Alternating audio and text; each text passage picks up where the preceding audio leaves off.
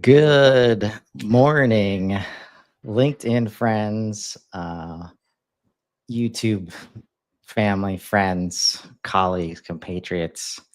Welcome to another episode of Singularity Soothsayers. Here, here with my fellow soothsayer, Nico. How you doing, man? Doing great. Amazing as usual. Yet another week of just AI awesomeness coming out and things moving in a very crazy forward direction. A lot of new developments just by way of funding rounds and breaking records that I think are just going to continue to go higher and higher. But yeah, outside of that, I'm doing very well. Not yourself. Ah, same. Uh, like hard not to feel like blessed and grateful right now. Um, Loaded as that first term might be for some, um, it's just like, man, I'm listening to Scary Smart right now from Mo Gadot, Mhm. and just getting to the good, like here's the good things that could happen part. Learning a lot too, like this explanation of how the how AI is trained is super interesting that I didn't know about. Um, but he starts with like all the bad things, that might happen. Right. And I had a thought that like positive mindset right now, an abundant mindset right now is such a win-win. Like because Of course. either either the bad things are going to happen and inevitable, and this period we're in right now is the most abundance we'll ever experience while there's not a lot of regulation and everything's just like going forward so fast, Mhm. or it's just going to keep being awesome. And if you start feeling like it's awesome right now, it's only going to get better. So it's getting harder and harder. And in in uh, in concert, getting more and more passionate about helping people like get to this mindset, Oh, right? Willie.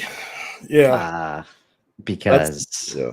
because I'm also seeing stuff where there's a growing voice of like just like you know the internet word of haters A comes to growing voice mind. or a groaning voice. That too. Um, and so you shared one of my new favorite podcasts with me this week, uh, which is I need to get this right. AI Daily Brief. The AI Daily Brief, formerly the AI Breakdown, um, with who's this guy? Do you know his name off the top of your NLW. head?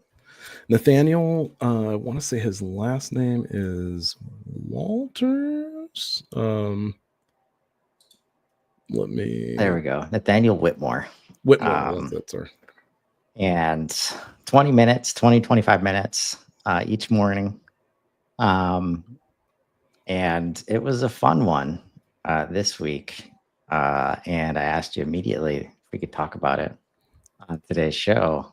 Um, because in all the analysis that's happening right now, it's just there's like we cannot get over the fact that we will no longer be the smartest entity like Mhm. like in play.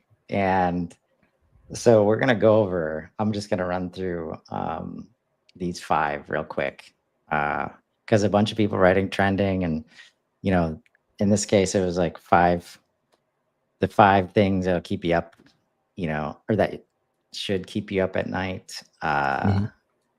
And based on like an article of like 42 things, and he broke them down, and those five things.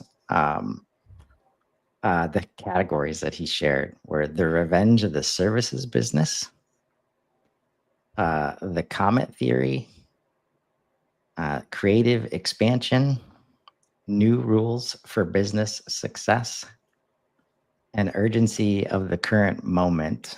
And we're gonna dive into those. But as you were listening to that episode, like, give me your, like, what was your, gut reaction?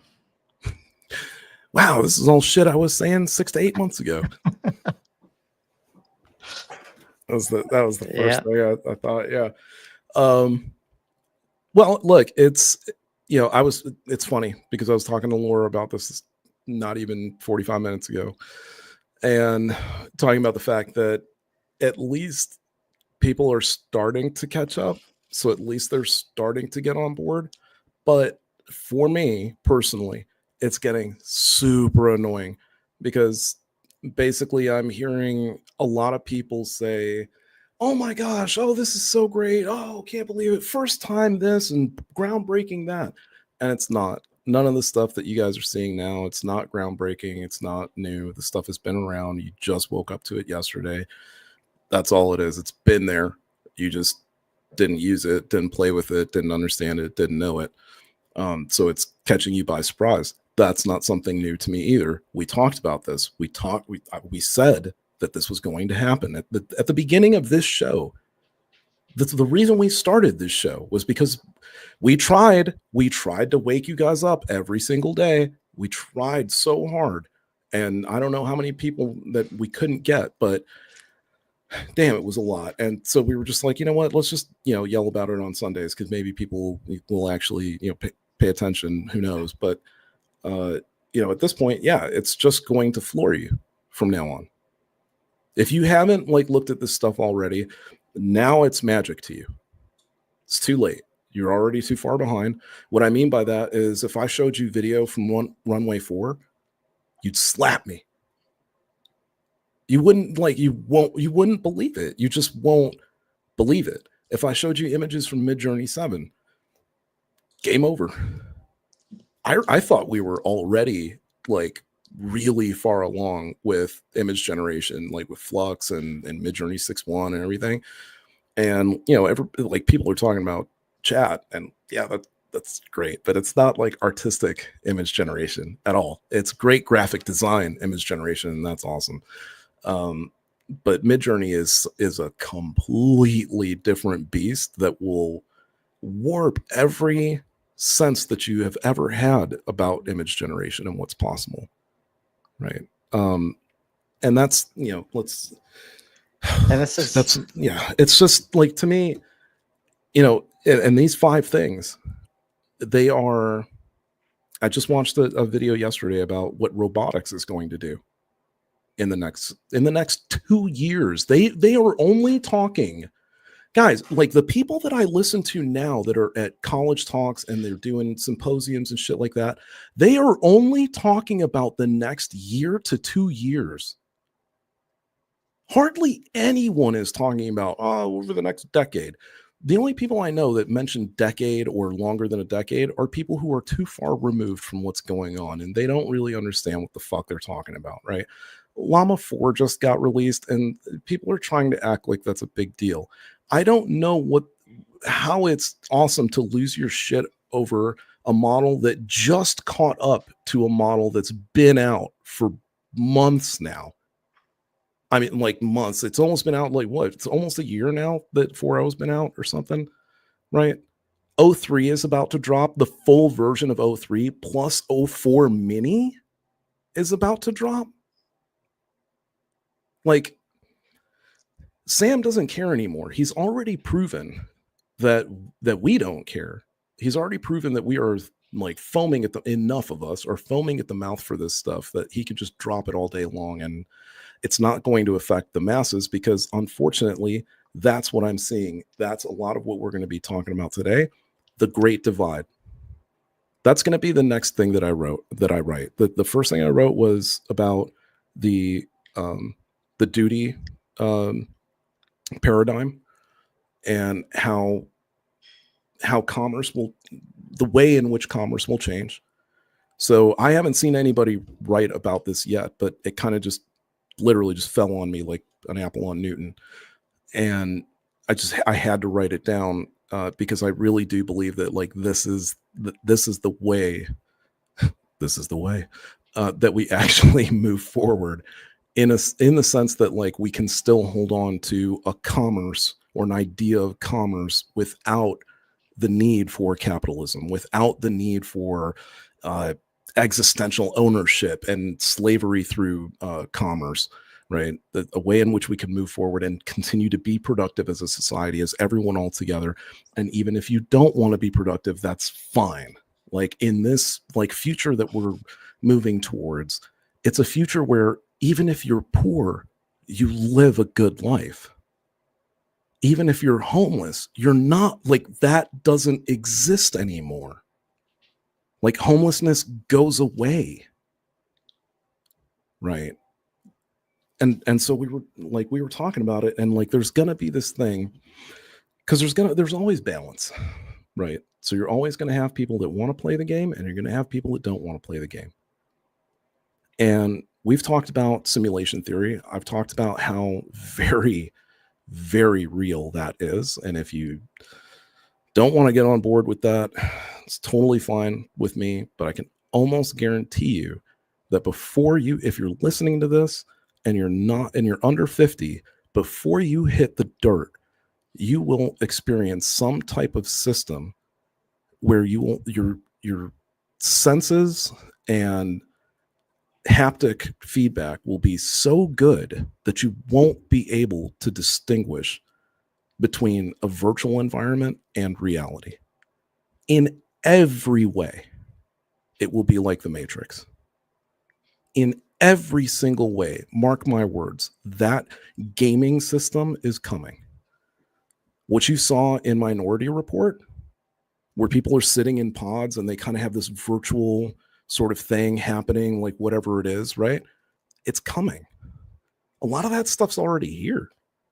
You can go to gaming arcades and throw a VR rig on, right? Yeah. A lot of it's here. So, all right. So the first one up, right, is relative. And so it's like, well, how is this relative? Why is it relative? The revenge of the services business. And so it's like, okay, well, what happens with services now that you have, and this kind of dovetails into another one, but we'll get to that later. We go into this environment of zero cost or near zero cost development. What does that look like? It looks like last week somebody said, hey, Nico, you know what you should do? You should build out an agent, an automated workflow. You should build out an agent for the tariffs so that people can calculate the prices on the products that they want to buy on tariffs. I thought about it. I was like, oh yeah, that's pretty cool because then I'll have a use case for agents. And the next thing that went through my head was, or I can just go to Lovable and tell it to build me a tariff calculator. So I went to Lovable and asked it to build me a tariff calculator. And then like 15 minutes after I started, it was live online and linked and other people could use it. And then somebody told me I needed to update something and it got updated and that's it. That's the world we live in now, that like, if I need a solution to something, I will software the solution. Hate to say this, Mark Benioff, fuck agents, bro. The fuck do I need agents for? Seriously, like an agent, I have to like go program an agent to go use a software. Why would I do that when I can just build a software that does what I want in the click of a button? And I don't even have to, at this point, I don't even have to generatively text, type, toggle some stuff, click a button, get the same result, right? So when you're in that environment, an AI can do that much for you. You're going to end up with these teams of people, but they're software kits. And I started talking about this last week. I just started talking to Chris about this. It's going to be one of my next webinars that I'm going to do. is going to be what your AI team looks like. Because I have one. I have a team that I use to do all my work. And whenever I want, I just go hire them out to do, tell them to do all their different tasks. And if I was to run my own agency, I could just keep on trucking. And whatever software I would need to do whatever job it is that I needed it to do, I'll just go to Replit or Lovable and write it. And in that case, who or what is the service? Right. Who's providing that service? Like right. AI. Like AI is. So how can, like, the fact that we think that we're going to be able to productize what AI is doing and that somebody will have to come to us to get the thing. Like, absolutely not. Well, okay. So this is where, so yes and no. And this is why you're going to catch me. There are some things that I do for you guys that are free. There's other things I'm going to charge you for, and there's reasons behind that. And the primary reason behind it is because I at least have a level of ethics that I am not willing to go past, and I wrestle with it a lot. Primarily, I come out on the free side, which is what I prefer. But what businesses will do and why they say that this is a profitable time is because there are too many sheep out there. There are too many other businesses. There are too many other partners. There are too many other agencies that have not made the shift yet, that still need hand-holding, even if they were going to make the shift.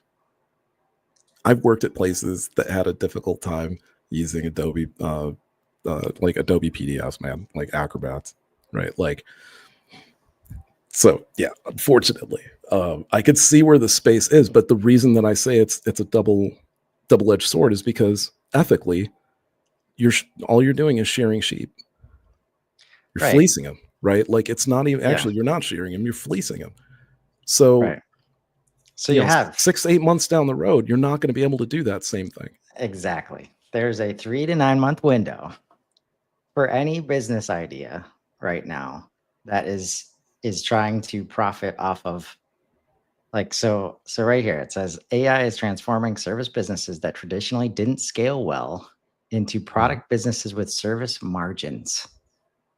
You will not be able to pay the service margins when people learn they can do this stuff themselves. And at the same time, AI gets better to be just Alexa Plus on the counter saying, make this for me. And it happens, right? Without all of the service that we're going to try and profit off of, which is really just connecting the dots for people, helping them understand, like, yep, you almost had it. You just were missing this piece, right? Because that's the part, like, AI is constantly getting better. Yep. Like, at a scale we've never experienced and we can't even fathom. Like, our human brains cannot fathom it, right? No. And I'm starting to think into this more as I engage with, more points of view on this. And it's like, and why it's at the heart of it, our self-importance is a huge part of the issue. Like, when I think about why AI isn't working, right? I know it's us. Like, it's our fault. Yep. Like, whether it's the prompt or whether it's the way it gets trained, whether it's the way it's engineered, it's learning bad stuff from us. Like, or like when we talk about existential stuff, like, one of the frustrating things is how often I had to correct, like, dates, right? Okay. Like, when I'm trying to have a conversation about timelines for projects and, like, got it. Okay. Why it can't reference, like, today's date and always know that if I say the word today, like, it knows the date. Gotcha. But then I'm thinking, like, and this is on the range of, like, zeros and ones and natural law to, like, arbitrary. stuff. And it's like the calendar, like that we decided to start randomly in the history of humans. Like it's not based on anything. Right. Like the hours in the day are obviously, and Yeah. time as like the clock is. Right. But dates, like in the Right. calendar that we follow, mean nothing. Like it's not Nope. based on anything. Right. So I'm not, it's like, yeah, if that doesn't mean anything to AI and it can't like deduce how it was calculated, Right. Right. Like, Yeah. and that's where I'm like, do I even want it to get good at that? Like, no, if it's not relevant. Well, and so that, to that point, it is like that is so, it's so fundamentally important, right? Because it goes right back to, what we've been talking about in terms of like people needing to go like understand critical thinking again, and not just critical thinking, but like logic within critical thinking. And why it's relevant is because if you really put your mind, like if you really do take a step back, do you have to know that the earth revolves around the sun? To live your life on a daily basis, do you need to know that? Do you need to know what makes up comets? Do you need to know how tectonic plates shift? Do you have to know all of the species of fish in the sea? Okay, so why? Like, I mean, if you want to be those things, right, on a professional level, that makes perfect sense to me, right? But that should honestly be something that is fostered very early on, and like niched out very early on, right? So like students who care heavily with biology should like, okay, fine, let's steer them in a biology direction, right? As opposed to like standardized teaching through, and then like, oh well, if you pay enough money for college, then you can take all the biology courses you want. It should be a completely different way of doing it, where even through high school, like by the time you go to your senior year, your classes are much more honed in on what it is that you are thinking of doing, whether it's trade or not trade. The way it used to be. Yeah, I don't know about you guys, but if you think way, way, way back, it was before I was in high school, that, far enough back, I think like late 70s, it was still possible that like you'd go to a high school where you picked your courses, like legit picked your courses in your senior year, in your junior and senior year, and they were not like standardized. You could actually like specialize in particular courses, like college, but then college started making money. So that's the other aspect of it, right? Education is going to become free. So to your point, anyone can pick this stuff up and use it. Anyone can become an agency tomorrow. How? Oh, Nico, you're fucking crazy. Okay, go build yourself a Delphi. Now you have a salesperson. Now you have a BDR. Put it on your, go build a website in Gamma. Now you have a website. Connect your Delphi to your website. You have your BDR online. If you don't have enough money for a CRM, go to Replit, sign up for a membership. You get it's $25 a month. You get $25 in build credit. Start building yourself a CRM. Go to Claude, ask Claude, like, hey, what's the best method for building a CRM? Tell it what type of business that you're running. Tell it that you don't want anything like overt. You don't need anything crazy fancy, this, that, or the other. Tell it to give you the abstract description for that type of software, and then give that abstract description to Replit.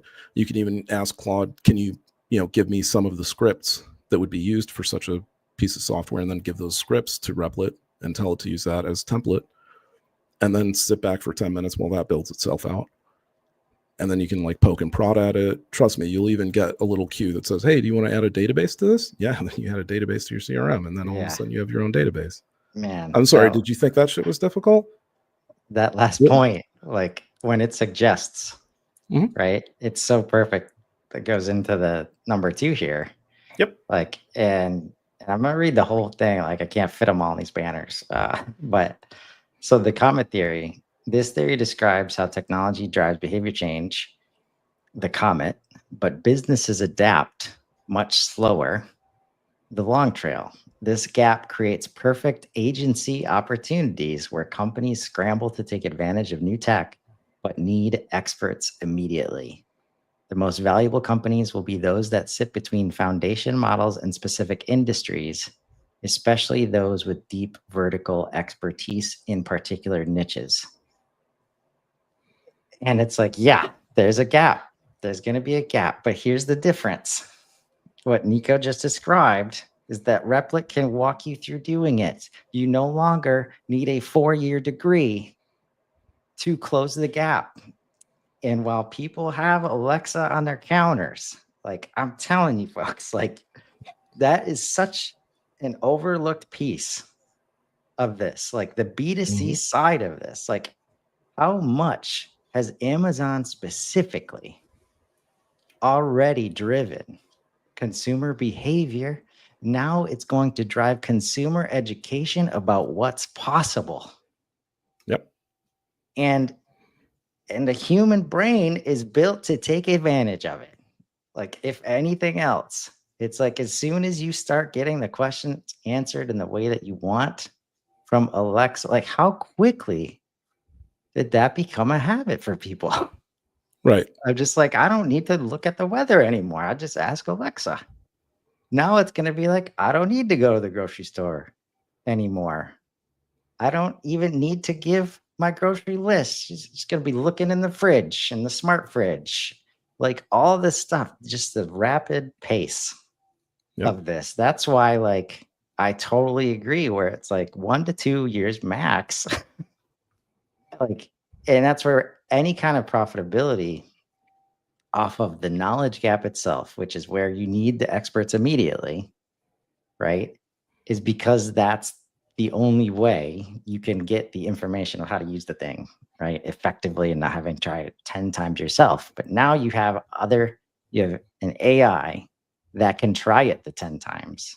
And that's the habit that Alexa is going to enable, in that people are going to get used to asking for it themselves. And as soon as they do that, they will no longer need the experts. That's where it dovetails right into the next one, right? Creative expansion. Right. What does this technology do? Right. AI is dramatically expanding creative capabilities, creating what's called a sketch economy, where anyone can turn rough sketches into production ready design. Zero cost production. This we've talked, I don't this makes taste and ideation the only scarce resources. What did Chris just say? We're also seeing the emergence of AI workflow designers who can map human processes into AI augmented workflows. Here's what's crazy, right? The reason that programmers are going to have such a hard time, and the reason that, like, if you look, programming right now is at the lowest hiring level it has ever been in the history of computers. Not in the history of programming, in the history of computing overall. So you could, if you want to describe it, it's at a standstill. And it should be. Right. It should be. Right, because you should be rethinking. And so, like, what happens? Okay, like, so does programming go away? It just changes. And there's nothing wrong with that.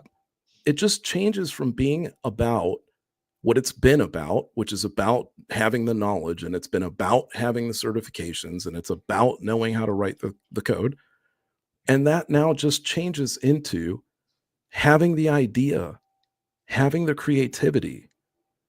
The reason that current programmers are having such a hard time against new programmers, right, is, and I don't know what do we want to call them, right? Like new progs sounds like too weird, but we'll come up with something. Citizen developers. Citizen developers. I like that phrase. Not That's bad. the developer community of HubSpot has been using that term. And Okay. That's it nails it, right? Citizen developers. I Like guess. no Yeah. special education, no Yeah. super experience, right? Yeah. Um, just like spin it up, start developing stuff. Like I've never felt so powerful in my life. I Like don't know if yeah, and that's just it, right? Is that the current programmers, the reason that they're not is it's just like you at your job currently. Most of you, I hate to say it because it's like I don't want it to be the case or whatever. Like I obviously don't, and hopefully soon it won't be. It'll stop being the case. But most of you fucking hate your job. You hate it. Hate it so much that basically, and here's how you can tell. How do you know if you hate your job? You only do your job for the paycheck. That's how you know you hate your job. Okay. So I'm really sure a majority of you are in that boat. And if you are, guess what that also means? It means that your creativity has just absolutely plummeted, bottomed out, especially in regard to what it is you do. Some of you probably used to love your job and now you hate it. And I mean, that means your creativity may never come back. Who knows?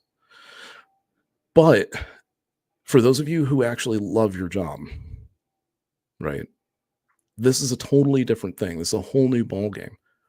And those of us that haven't had your job have always wanted to do something like your job. We have always had issues with a software platform we've used, with a program that we've used, with something, with a video game that we played, something of that caliber where we've all said, us non-programmers have said to ourselves, boy, if we could design the shit, we would do it this way. If we could make it, we would make it this way. And that's what's coming.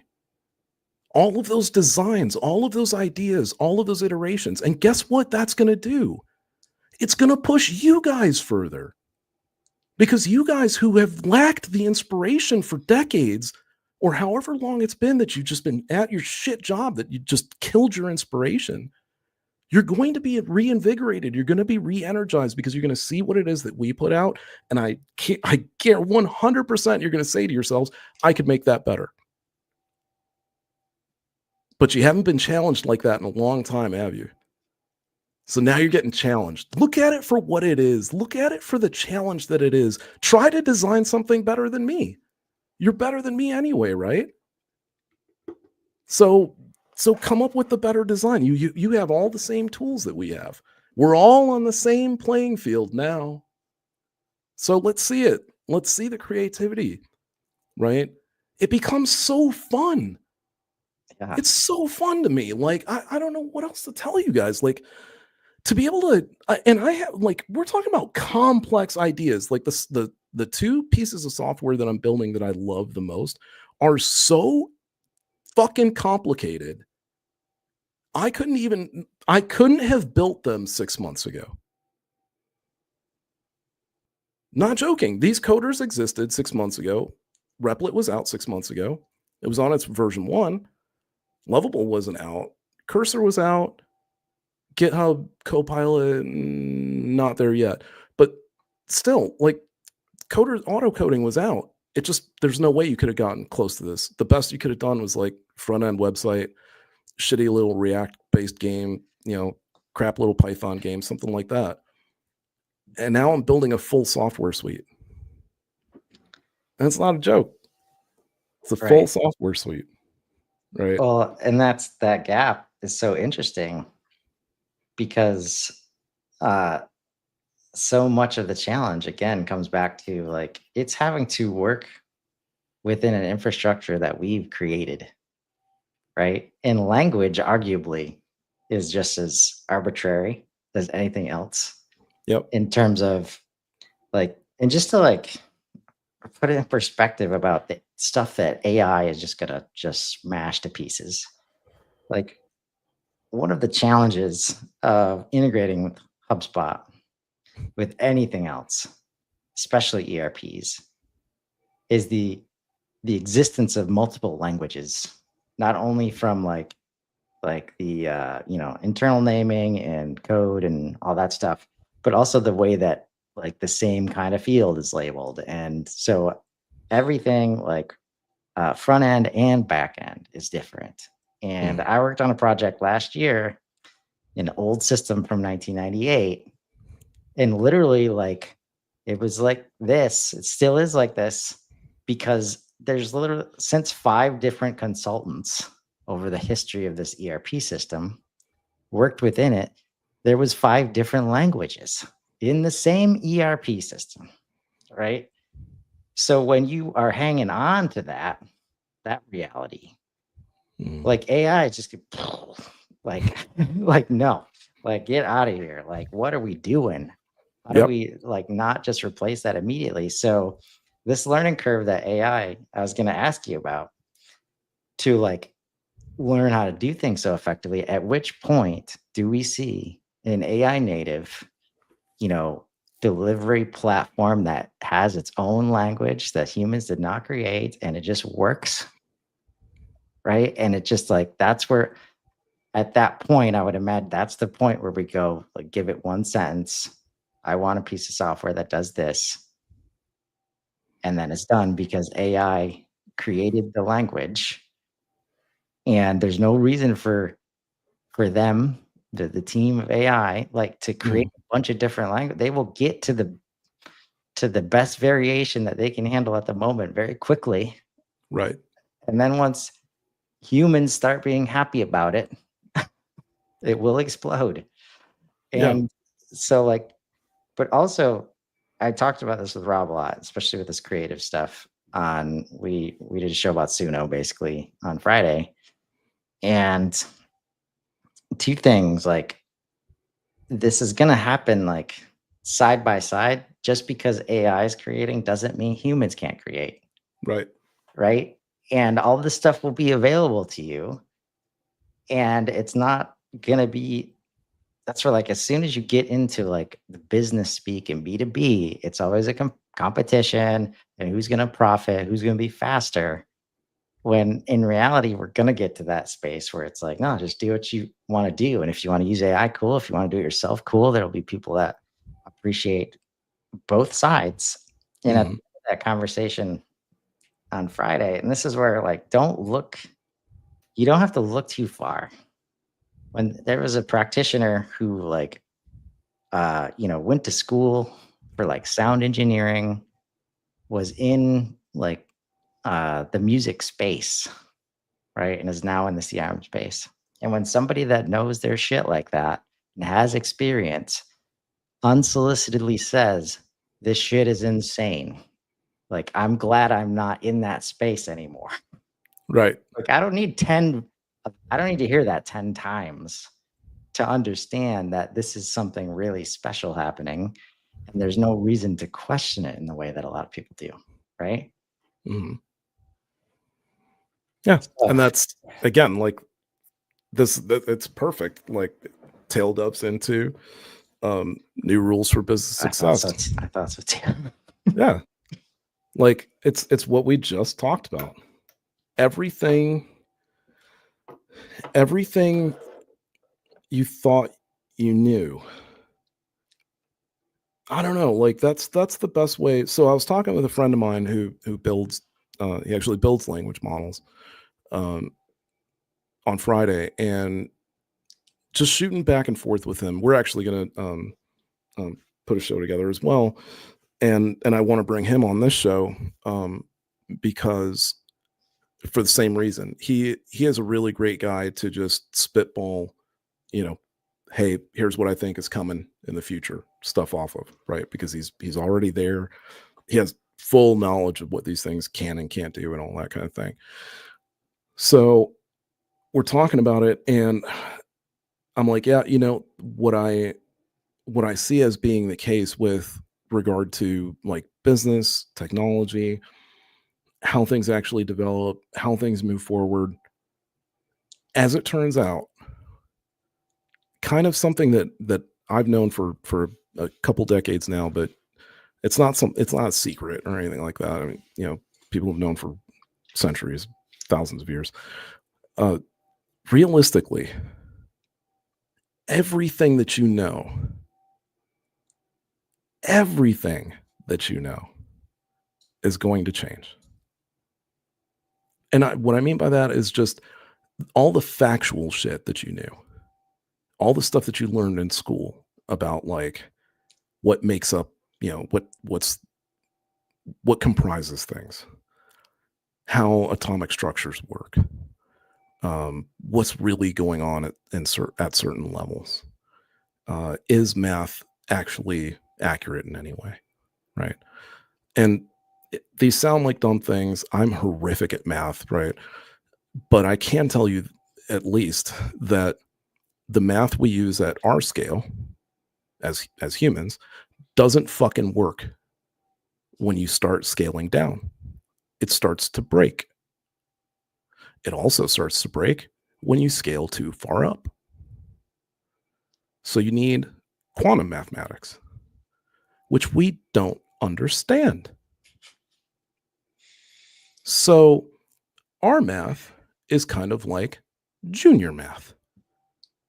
To something that knows better, I can only assume that even our most advanced form of physics is basically the equivalent of an abacus to them. Like, it's just nothing. It's the shit that you should know by the time you're 4 or something like that, right?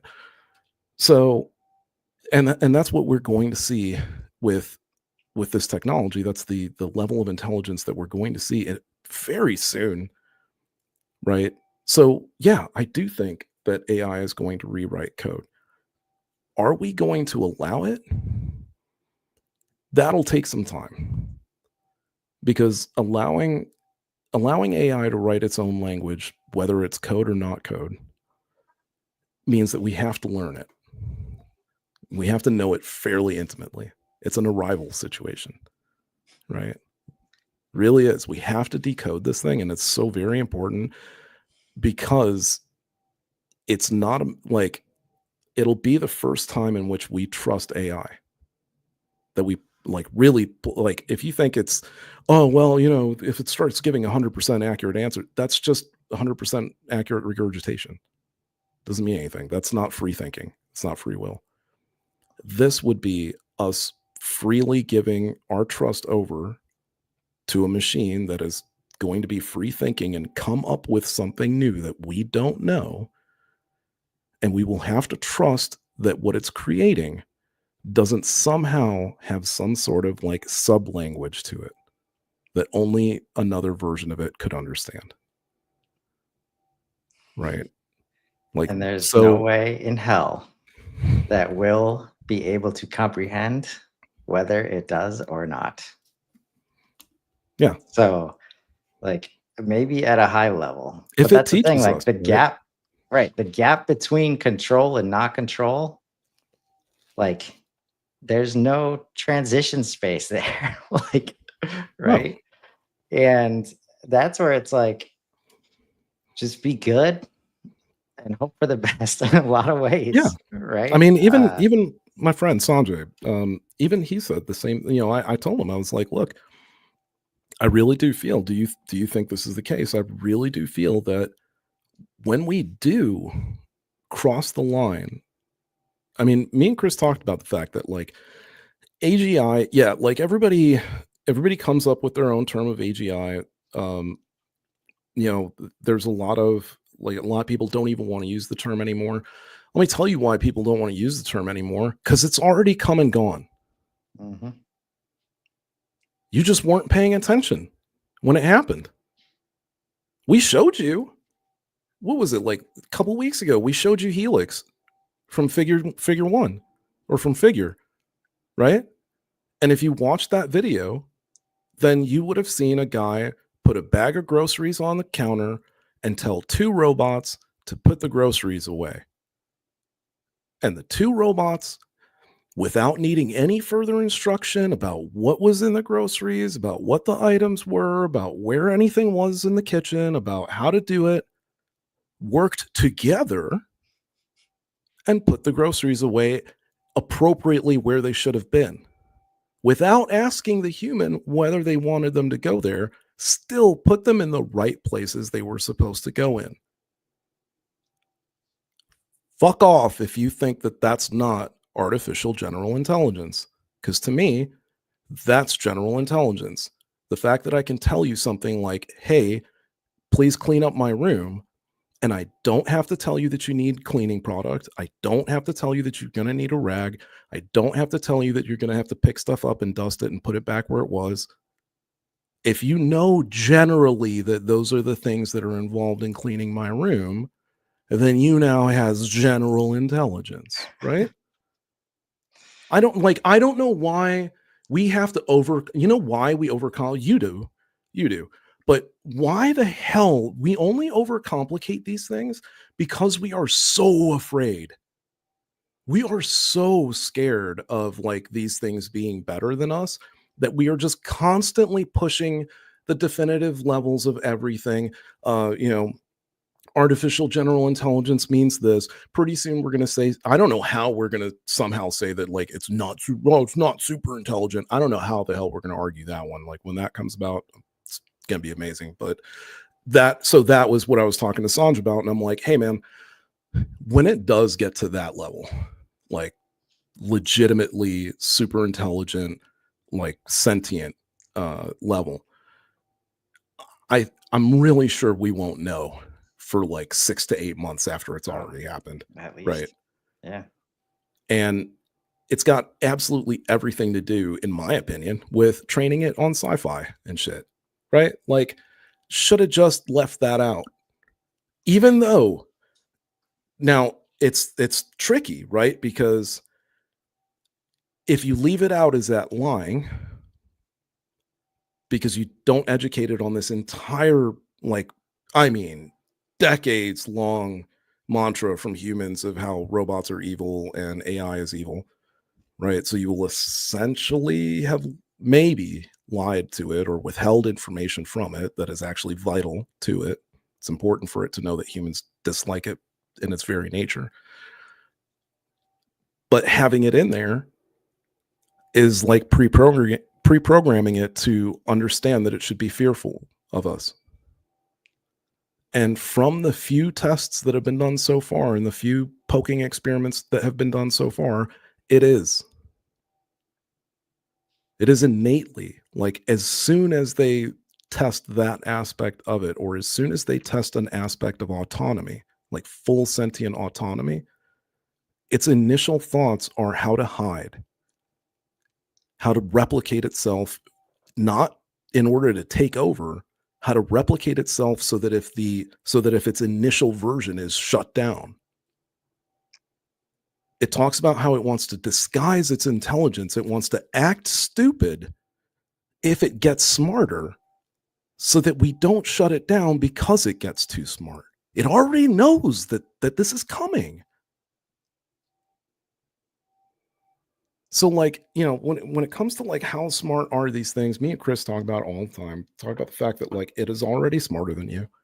It knows all the things, right? So when it comes to like how business is going to change rapidly, I just posted this last week. I wasn't even asking for it. I was just checking because, stocks be tumbling and the rich be doing what the rich do best, and they missed out. If you think that what's happening now is some kind of like fluke and that, the president is doing, and that there's no purpose behind it and all this other stuff, they missed out. All the big boys who weren't paying attention, who fell asleep last year, who listened to Goldman Sachs and back in 23, they all missed out. And now they're all upset that the AI boom is coming and it's going to take off and it's going to skyrocket and all this shit. And they all want to get in, but they don't want to get in at the price that we paid. They got to own volume. So this shit's going to continue to tank till it gets to a nice juicy number. And then you'll see this magic happen where the AI sector just booms out of nowhere. And all of a sudden, the economy is going to be saved because AI will just boom globally. And all of a sudden, everything just starts coming back to normal, right? That's what's more than, in my opinion, that's what's more than likely going to happen, because it's only going to be another week of this crap before I start dumping in my thousands. So, and if it keeps going lower, I'm just going to keep buying more. So you're going to definitely see AI stocks plateau, if not start to go back up, which I got to tell you, 4 or 5 of mine are actually on the rebound. despite the market going down, because they're making huge gains, right? Yeah. The market in a lot of ways is based on faith, right? So Right. traditional And there's- companies, if you guys aren't like adapting, right? Guess what happens? Like we were just talking about. I can if it's too costly for me to use your CRM software, if it's too costly for me to use your product, right? What's happening now is nothing. This is just like, do you guys realize that in inside of the span of 3 years, we went from using essentially a terminal to give us the information that we would carry over and then use elsewhere, to using a terminal that we talk to that then does some work for us, but we still have to do a little bit of carryover, and there's a bit of back and forth. And in another month to 2 months, you'll just be talking to the terminal, and you won't be carrying over to the software anymore. If you didn't think this was happening, I've told this to HubSpot. I've told this to a couple other companies. I told this to all of if you showed up as a partner last year at HubSpot, at Inbound, I talked to all of you guys. I told you all this was coming, and none of you had an answer for it, which didn't surprise me. And it doesn't surprise me if you still don't. No one is going to be online technically in the traditional sense that, like, new rules, man.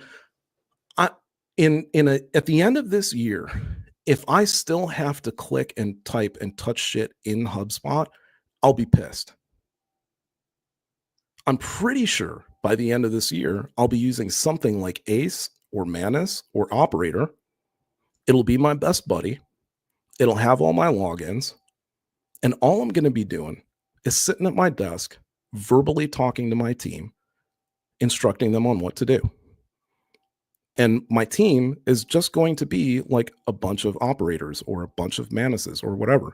I will still be using software, but not any of the programs.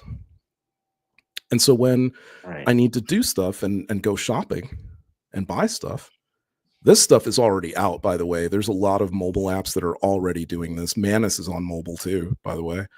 A lot of apps that, like, if I need to go shopping and I need to go buy stuff, I'm not even going to your web. I'm not even going to Google.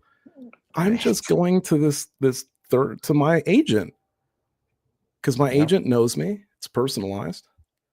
Over time, if Amazon were smart, hey, Amazon, Jeffs, if you listening, which it is, I give you one for free. Okay.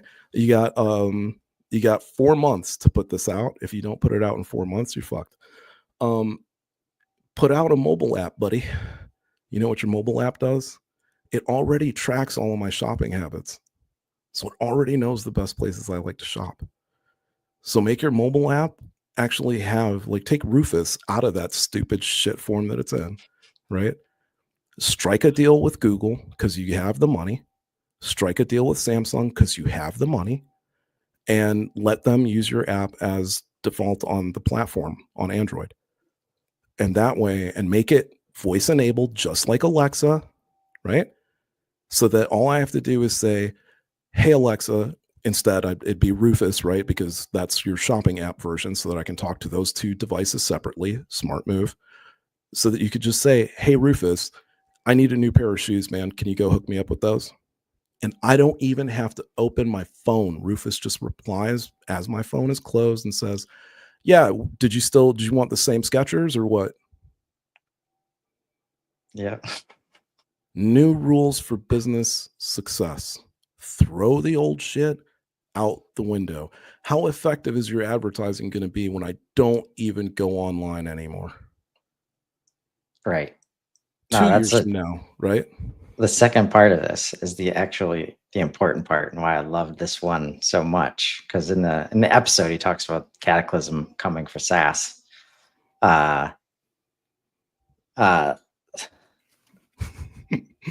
So all this, the fact that it's easy to replicate, your product, your tech, your team, right? When Nico's talking about his team, he's talking about AI, like collaborators. right? Yep. Some agents, some not. Like just whatever it takes to build your own personal tech stack. Everybody can have like and then be able to access it through things like Alexa, right? Yep. So distribution and the connection to customers are the last moats, like period, Yep. right? And that's why, I'm actively having a conversation like this, you know, because that's been my whole point with Profoundly is that like the scale of the relationships that we have throughout the ecosystem is going to be the moat. It already is the moat. Yep. And it is so hard to replicate it, right? Um, You can. because it's a lot of stuff has happened in life for definitely the three people, but everybody outside of me, Brian, and Jason. Lots of other people involved, but Jason in the ecosystem since 2012, been doing the same thing, just recruiting, like knows that motion like better than anybody, obviously. Mhm. Brian from Amazon and then HubSpot, like, and just a masterful relationship builder at a level that I'm enjoying, like getting to watch, right? Mhm. Uh, the right amount of balance of like being mindful of everybody in the room always, right? But now to the point where everybody's bought in, everybody understands that access to, whatever you think we're selling, whether it be help with HubSpot or the audience or just, education, whatever, Mhm. that will not be, repeatable. Right. And then all the individual experts, 400 shows of let's build, created relationships. And now we're seeing people build businesses off of that. Like all that stuff comes together. Like those are the relationships that, like good luck getting started. When everybody says like, oh, watch out, I think something else is launching, it's like what, another directory? Like, Right. go for it. Like, Yeah. um, and that's where like, so like whether it's the app, right? It's not the app anymore. Like anybody can go build that, Yep. right? And so if we choose to call it whatever as a service, like agents as a service, results as a service, like blah, blah, blah. Like that's us being human centric Mhm. and like misinforming everybody while we still call it something it has no business being called. Like, Try to save and hold on to that last bit, right? yeah. So it's Yeah. fucking urgent. Yeah. Like, get your shit together. I Right. mean, And like, this, yeah. even here, the way this is delivered, like I get it because it's from the SaaS space. There's a window of opportunity. Like, look beyond. Like, please. Like, kudos to anybody that can make money in the next 6 to 12 month window, like in the Right. face of uncertainty, when anything that you build tech wise, like literally, if you don't have the relationships, the kind of unicorn status and the way you would get it, you'd have to achieve, like somebody else is going to do it, including the big ones like Mhm. Amazon, Google, any of the LLMs, HubSpot, Salesforce, like whichever space you're in, there is a market leader. And there is Yep. no reason they should not replicate it if it makes sense, like for their business, and they can do it with way more access to resources and speed and audience Well, than you do. okay. So I will say this. The only counter to that, the only counter is the same thing I have been saying since January of 23, which is if you ain't first, you last. Mhm. In this market, if you have an idea, if it's a niche idea, build it out into its entirety. Trust me, please build it to its entirety. If you leave even the slightest gap where people can like honestly in a double-digit percentage say, yeah, but it's lacking this.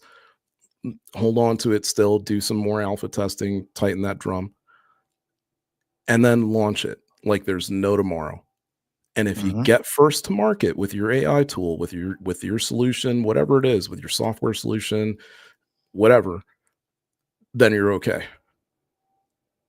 And I say that in the face of the comments of the Titans, only because look at Google.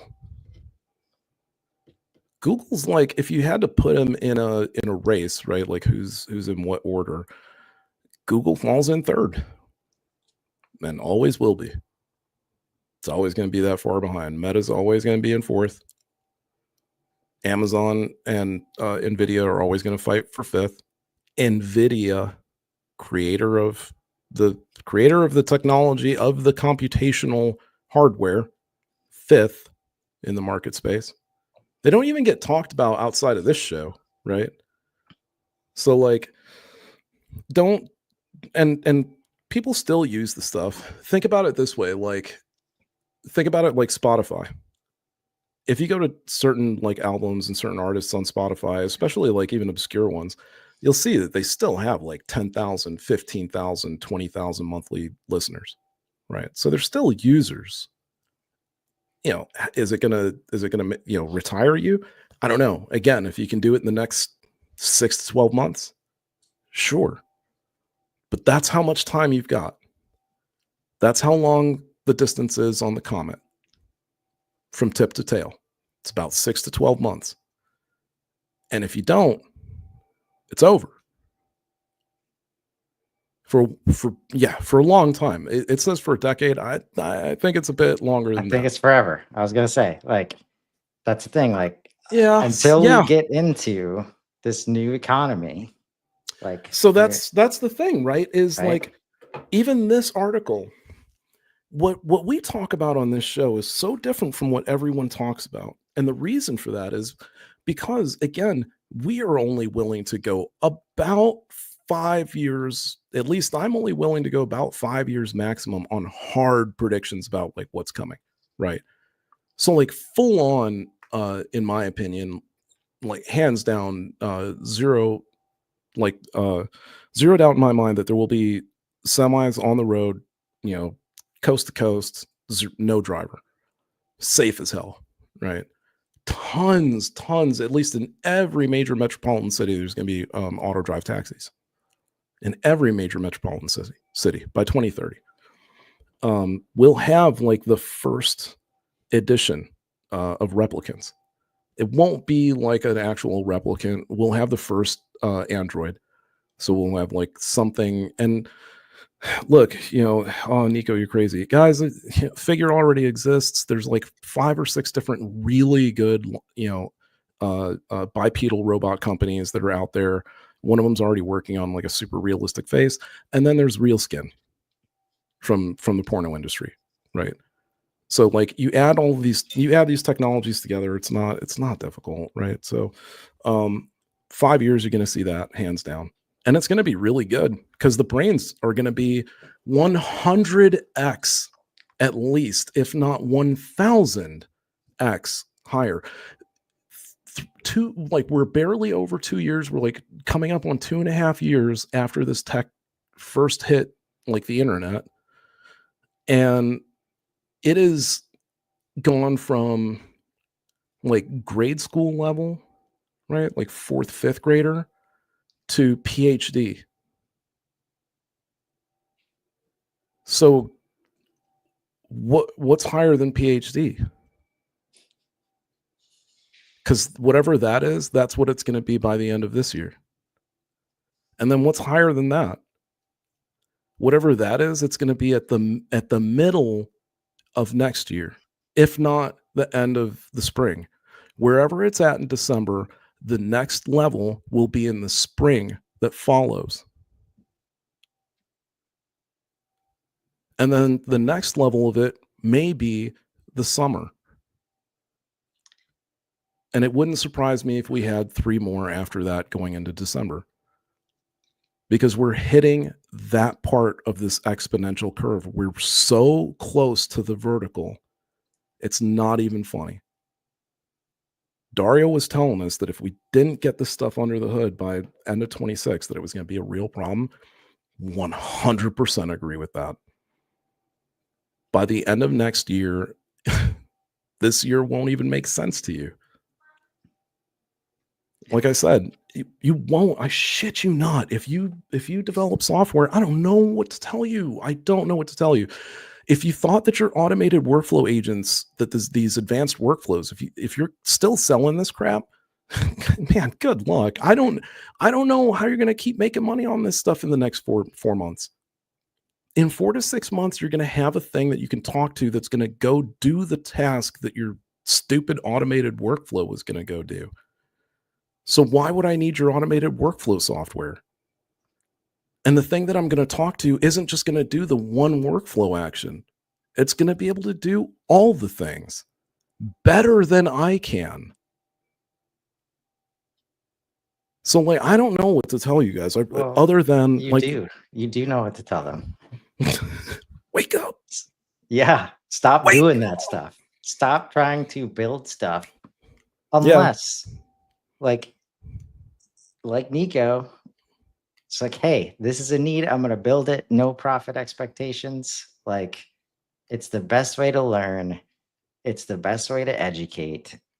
And it's just like, that's where the value is. And if you just have to find a way to switch your mindset into that mode, because that's the value that humans are going to provide for other humans and AI. Yeah. Like, that's the place we're going to have. That's the existential change that people need to get to. We will not have any productivity value anymore. No. Like, it's and only that's contribution. it, right? Yeah. And what's interesting, like the way you started this episode about, do we need to know why things, right? I've always been a proponent of that, like as I learned like mythology and just all the different origin stories, and like why we had some with lots of gods and then only one god. And then it's like, obviously, because people needed an answer to the question, why does the sun rise? Right? Oh, that must be a sun god. Right? Yep. And now what's interesting is like, now like we might actually need to know some meaning behind things, like in order to get to that like value for each other. But it's a different kind of meaning, right? It's not the how stuff works. It's just, I'm not even sure I can describe it. It's the why. Right. It's the participation and the why we show up for each other. And like, this is where this is the rest of our brain, which we can't explain a lot of this stuff that happens. Right. So that's where it's really where like, we're going to want to know, we're going to want to decode that language. Right. But we already don't know how AI thinks. Right. We already don't know how it comes up with this. That's why it's been very informative. And like, even though it's a few years old now already, like Scary Smart, I'm learning a ton. Right. And it's fun to listen to how like prescient like that is. But of course he was there like for a lot of this stuff that's like the foundation of this. So I highly recommend, like, if you want to learn about AI, like this whole story about builder bots and teacher bots, like it's like, wow, yeah, that shit makes a lot of sense now. But like, could anybody, like, nobody can explain how they get to the answers they get to. Similarly to how, like, the thoughts come out, like thoughts show up in our brain, right? And then we say the words, like, that's so that's my question, right? Is why do we need now maybe that's an aspect of what he's trying to do, right? Maybe that's an unlock, and that makes sense, that if we can figure out how it's doing it, that we can also then figure out more about how we process thoughts, right? That I can understand for sure. I don't understand the confusion. I just don't understand we can't figure it out. I don't know why we can't figure it out. I don't understand that part of it because, again, to me, this stuff is ex machina. You're building a brain. If you're building a brain, then it will have all of the same traits that your brain does. All of them.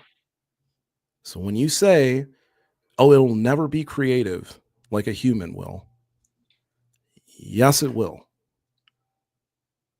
You know what it takes to have creativity? We think it's super special. Let me tell you something before I get into that. A lot of the stuff that you think is super special breaks down into our terrible, shitty math. A lot of the things you couldn't possibly believe how many you would think have nothing to do with math, but have everything to do with math. Stephen Wolfram put together Wolfram Alpha, which is an amazing AI system that works only based on quantitative data. So it only works based on like math. It doesn't work necessarily based on, it's a calculative LLM. It's very different in that like you're not using it like GPT at all. You're using it quite literally to run data models and to do simulation and stuff like that. And he actually ran a simulation and put together a model. It flew under the radar so much that I still don't hear anybody talking about it. But to me, it was one of the most, I don't know, it was the most profound discovery since AI. Or like, yeah, he put a model together that quite literally explained the Big Bang and like the beginning of the universe and the expansion of the universe and why things are the way they are in a mathematical model created by an AI. Okay, so starting with that, only to say that like we are constantly doing this thing where we try to make everything super special in some metaphysical way, right? To your point about like assigning a god to every little action that takes place so that we can somehow say that the action in and of itself is super special and it's super unique and it couldn't possibly be replicated, right? Creativity is at its core a combination of things that hadn't, like, let's say unique creativity is just a combination of things that hadn't been put together before. And they happen to be, here's the other part about creativity and English language in general, it's subjective. So it creates whatever creative means to you might not mean to me, might not mean to Chris, might not mean to George, might not mean to anybody. Whatever is beautiful to you, totally different to everybody. Right? So that's why I look at it on this level is I break it down into a mathematical equation. What does it take to be creative? What does it take to come up with something that's different and unique to everything else? It just takes putting together a combination of things that haven't been done yet. And there are so many combinations. Every time a new form of art is created, it exponentially increases. Even though you're adding one more digit, think about it like digits to a combination. At some point in time, there were only like 2 forms of art. There was only one in the beginning, right? It was just whatever you could get your hand on that was different than any other surface, and then a rock wall. And then it changed into like that plus like maybe a little bit of blood and then some other stuff, and we started having like brown, and we started having chiaroscuro. For the first time ever, we had shadows, right? And now we have, I don't even know how many. Okay, so now the lock has like, I don't know, goes up to like the 10,000th or something. There's still combinations that haven't even been put together yet. There's stuff that's called mixed media, right? So creativity is not this thing that is going to escape AI. it's going to be extremely easy, because when it's allowed to think for itself, that's the only bar that's holding it back right now, is that we haven't let it off, what I call letting it off the chain. When we allow it to think for itself and to be creative, which is what that is, right?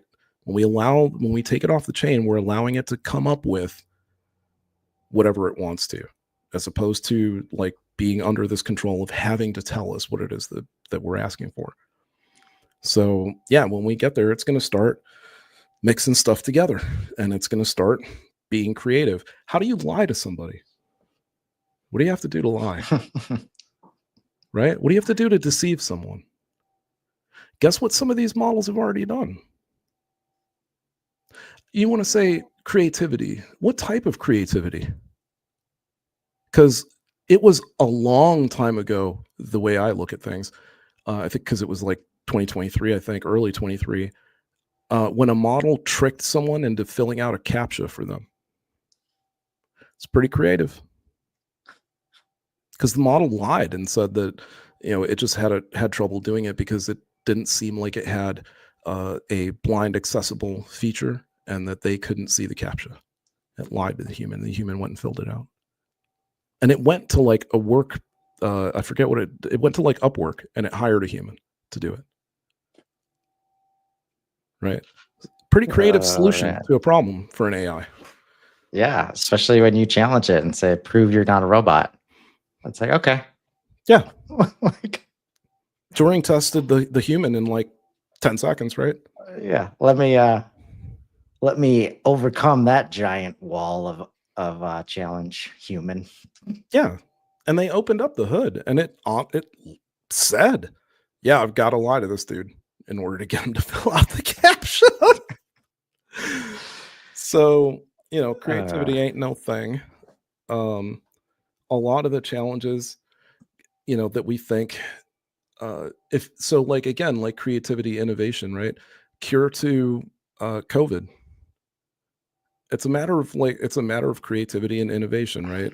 And even before AI, we were still using deep learning and machine learning in order to figure this stuff out, right? So like we gave up on being creative for the solutions to pharmaceutical stuff long time ago, right? But we still have what we call innovative, right? Oh, yeah. And that's like, it's such a good example, because, I've been going back and forth with Paul Sullivan about like what's going to get in the way of adoption. And, I mentioned regulation. And COVID's a great example of how, like, especially when we're still in capitalism mode. Yep. Like, there's plenty of external forces that act on companies to overcome perceived risk. And in the case of COVID, like, they had to say fuck off to so many regulation stuff to get this out the door. Like, record innovation time, like so many rules that they're just like, okay, looks good enough. Like, and then they like went back like after to start to like fill in some of the gap. And that's like just one of the best examples of like, they had to throw this infrastructure out the window to like save humanity. Yeah. Right. And luckily, it was literally a difference of like, hey, look, either we do this thing, right? Which you can talk shit about it all you want, you guys. Seriously, talk shit about it all you want. The latest video I saw, I think it was from Figure, or it was from one of the robotics companies, was basically boasting about the fact that the robot was able to learn. Oh yeah, no, it was from like it was a machine that was doing like Tai Chi and shit. I'm not even joking. It was doing like legit, really like pretty fluid Tai Chi. And they talked about it, and it was like, yeah, basically trained at thousands of robots at one time within like, I don't know, hours or something like that for the one, right? So like they have it in this simulated environment where it's like 10,000 robots doing 10,000 different physical actions in a simulation of reality that has gravity, that has all of the same effects that we have, that has all the same physics that we have. So ice is slippery, so that surfaces have different textures, simulated reality, and they train 10,000 at a time, some of them 100,000 at a time, depends on how much money you have. And then all of that training comes back into the machine so that it has this, I don't know, precognitive understanding, sort of general understanding or general intelligence of the world around it when it comes online and or becomes conscious. So like, I mean, we're at a point where things are going to change so dramatically. Like, like I said, you're going to stop interfacing with software by about 50% by the end of next year. It'll be like 25 to 40% by the end of this year. Right. Like I would say, so it's like 80% by the end of next year. Yeah. It's like, I really do. I think it's like 25 to 40% by the end of this year. Because the assistants are going to catch on so quick. Like using your phone 100% without having to like touch it or whatever, without like, that's too slick to me. Like too many people are going to just jump all over that shit. No, I agree. That's why I'm over here saying you're low. 25, 40%. That's the thing. Well, like we can't understand the scale and speed that's happening right now. Like almost everybody's short changes how fast this is going. Because that's where they point at the Waymos, man. Like they point out these really stupid scenarios, which I gotta tell you, like if you added up all the number of Waymo cars that had an issue, right? And then you added up all the number of shitty cab drivers who were first timers that had issues. I think the number of Waymo cars is still like infinitesimally smaller and always will be. Yeah. Right. So like it's only going to take like another year until they have all of that stuff actually worked out. It's just like all of the rest of it. Like if you guys aren't like to Chris's point, it's like it only ever gets better and then is the best. Always. Like always. It will back. never. Yeah. Like I keep seeing all this shit from developers. You guys are so hilarious to me. And it's not like, understand, it doesn't come from like hate or anything like that. It's just funny because I've been in video gaming. I understand what the feeling of being nerfed is like. And I understand the shock, the awe, the frustration. I understand all of it. So to me, it is unfortunately a bit comical because it's just being able. I always loved watching people who got nerfed being like, "Oh my god, I can't believe the shit I used to work so hard for. Now you can just do it in like 2 seconds." Like, sorry, guy. Like when I came back to World of Warcraft after years, I was like, holy, man. You get everything in like 2 weeks. This is amazing. Right. Like when I first played, it took you months to get all of that crap. Anyway, so yeah, look, it used to take a master's degree to like become a developer, right? And now it doesn't. I'm real sorry you spent all that money and you probably haven't paid it back yet. I am real sorry. Shit happens, man. Like that's the cost of progress. Nobody said that change was going to be beautiful and that evolution was smooth and that, all of this stuff was going to be painless. No one ever said that. No one, right? Change is always rough. Think about every change you've dealt with in your life. It's always had uncertainty. There's always a level of uncertainty attached to it, right? It's just a matter of like what it is on the other side. Right. But what we're talking about is not like, you have to understand that like the industry, whether you liked it or not, your entire life, the technology industry has driven you despite what you wanted. Whether you wanted them or not, you've got a cell phone. Whether you wanted it or not, you have like, whatever, no nonstick, some sort of nonstick pans. Whether you want it or not, you have some TV that can stream shows, even if you still use cable. Whether you want it or not, you probably don't watch DVDs anymore, right? Whether you liked it or not, I don't know where you play your music from, but it's probably just your phone and a Bluetooth speaker. It's definitely not a boombox. You certainly don't have to switch from your phone to a musical device anymore, like going from your boombox to your tape player, or your tape deck, or whatever, your portable CD player. Hell, you don't even have to have your headphones connected to each other anymore. Right? And whether you like it or not, this stuff came into your life. Your car is going to drive itself, whether you like it or not. In 5 years, your car is going to drive itself. Most of them do, in different ways. My car does. It has like this sensor on it that allows it to distance itself automatically during cruise control. I got to tell you, it's the greatest thing ever. Yeah. All I got to do is just barely hold my steering wheel, and we can go for an hour. I love going on long drives now. Love it. Yeah. Right. And I'm not even joking when I say I am less tired at the end of a long drive, just from not having to cognitively think about that physical action for like 6 to 7 hours or whatever it is. And like the small movement of your heel and the small movement, like that stuff is what puts the wear on your joints. So humans physically will be healthier. Think about how much less knee pain and like wear and tear on your knees you would have if you never had to touch pedals to travel from your house to anywhere.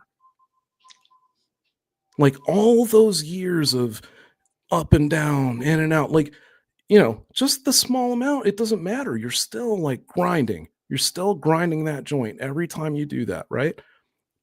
Not anymore. Right? The new humans, neo-humans, they won't have that problem. Oh shit. You know what? We haven't even talked about that. My God, one day, right? Probably the next show, maybe. Because I was just thinking about the fact that like we haven't even come to realization with the fact that there's going to be like different types of humanity. There already are, and you guys already have a problem dealing with the ones that are still human. That's what's so hilarious to me. Is that you guys have issues with the ones that are still human, and you think that the worst ones are going to be all computer? Oh my God, this is so crazy. It's so crazy to me. So like, even now, right? Like we have partial, actually we do. We have full-on cyborgs now, right?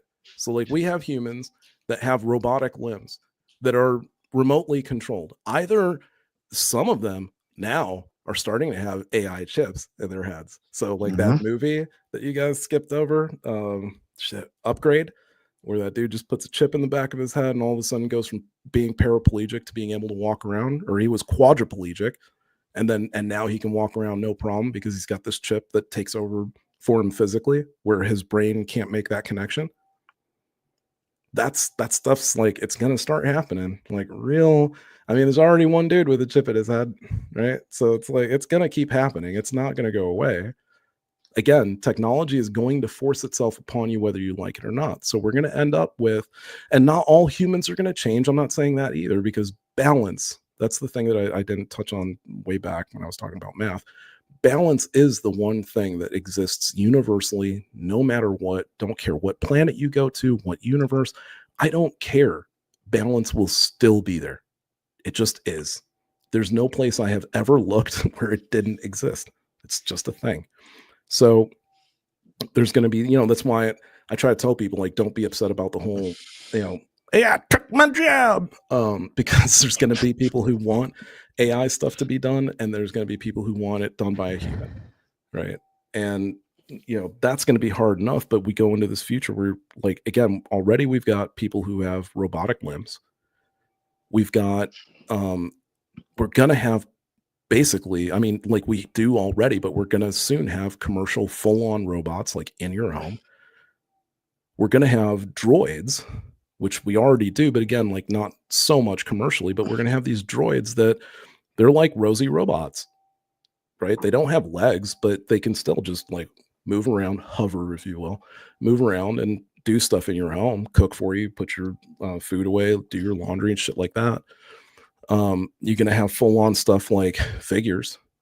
Those things only cost like, and I say only, but I'm telling you, they only cost like 100 grand, 130 grand or something like that for like for the new ones, like the nice fucking brand new shit. Right. So couple like that's what I'm saying. 5 years from now, you're going to be able to make payments on that thing for like 25 grand, 20, maybe 20, maybe 15.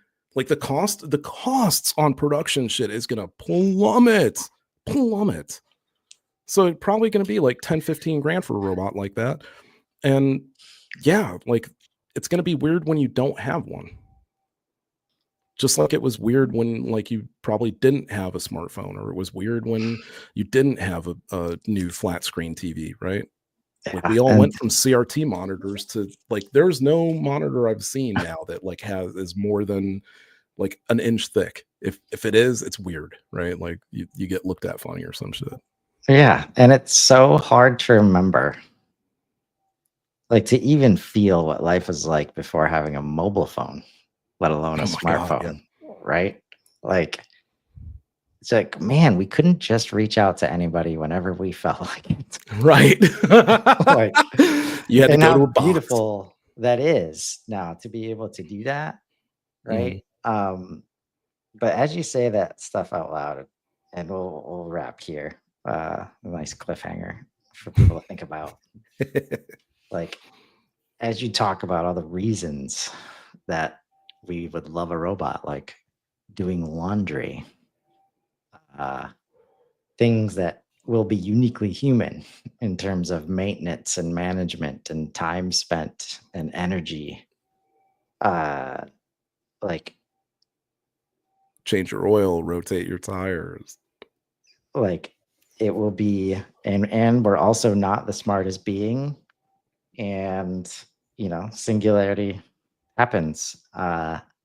Will humans be required for the balance that AI thinks is best? Right? And it shouldn't be too hard to think about. Like, it's going to be able to do the math of shit. We've got billions of people we're doing laundry for. Like, like that's not a good use of our robot's time. Like, instead, we're trying to fix shit. We're trying to like save this planet over here, and we got a bunch of humes, like just doing shit that makes no sense. Like, so let's be good. Let's be good on the way there, and you know, find some purpose. There's plenty to go around, because it's gonna be. Oh man, it already is so much fun. That's the thing. Like, anybody that can't find a path to fun and excitement and enjoyability right now on a daily basis, like, I'm sorry. Like, I just feel bad. I really, you know, I'm in the same boat. It's so tough, man. And it's so tough to wrap too, because like I know. Right. But yeah, it's like just get out there. Honestly, just get out there. Just just do it. You'll thank yourself later. You'll thank us for it. I don't even care if you thank us for it. Just do it. And just I don't know. Even if you, because I only say it because it makes it easier for you. Yeah. Right. Like just do it so that you're less shocked by it, because again, it's gonna happen anyway, whether you like it or not. And the only thing you can do is like be prepared, right? And just that way you don't find yourself in this group where you're just like washed over by it and unable to cope with it, and you find yourself like Spooner, where you just don't trust the shit no matter what. Right. Right. And like the only way, it's really hard to see a path that is like the only way that it does not happen is if some dystopian like future shuts all the electricity off and like all that stuff comes true. And do you really want that life? Right. Like, come on. Like, let's be reasonable here. Like, so join us every Sunday. We'll help you get there. We're gonna start, and I probably should say this at the beginning of the episode sometimes. That we want to start doing call-ins and having more conversations about this with everybody's welcome. But yeah, we'll be here every Sunday. So until next time, everybody have a great week. Thanks so Yep. much, Nico. See you guys.